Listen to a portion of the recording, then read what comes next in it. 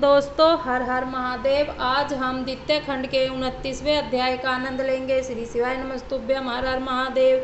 ब्रह्मा जी बोले, हे नारद, इंद्र के साथ नंदी ने युद्ध करना प्रारंभ किया। नल के साथ मुनिभद्र का युद्ध होने लगा। यमराज तथा महाकाल एक दूसरे के सम्मुख जा खड़े हुए तथा निकर्ति तथा मुंड ने परस्पर युद्ध करते हुए वीरता का प्रदर्शन किया।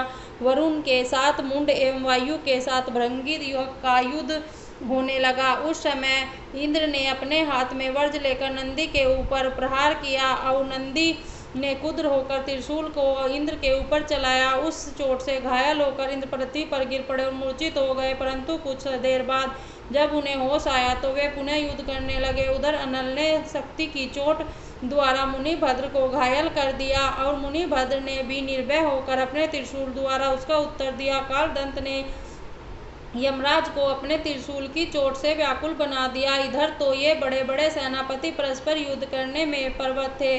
उधर भैरव अत्यंत क्रोधित होकर योगिनियों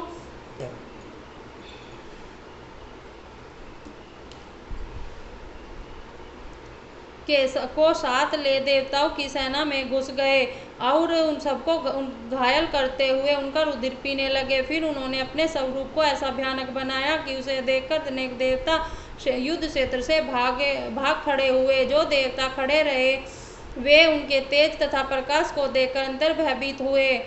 भैरव भैरव की पुकार करने लगे। हे नारद, भैरव की भांति क्षेत्रपाल ने भी देवताओं की सेना के अंदर प्रविष्ट होकर उसे कष्ट देना आरंभ कर दिया। नौकाली भी देवताओं की सेना को नष्ट करने लगी। वे देवताओं के मस्तक को तोड़कर उनका रुधिर पीती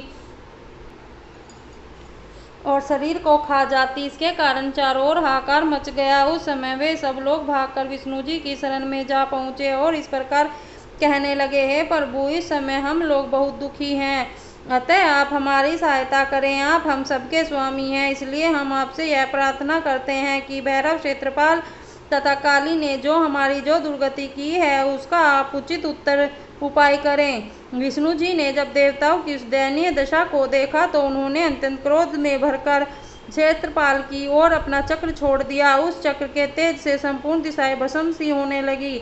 जब क्षेत्रपाल ने उस प्रज्वलित ज्योति को इस प्रकार अपनी ओर आते देखा तो उसने वह चक्र अपने मुख में डाल लिया।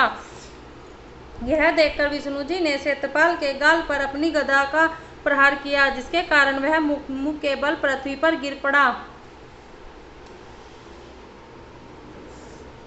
हे नारद, इस अवस्था को देखकर काली जी विष्णु के सम्मुख जा पहुंची। उन्होंने देखकर विष्णु जी ने जितने बाण चलाए उन सबको वे सहज इस में खा गए।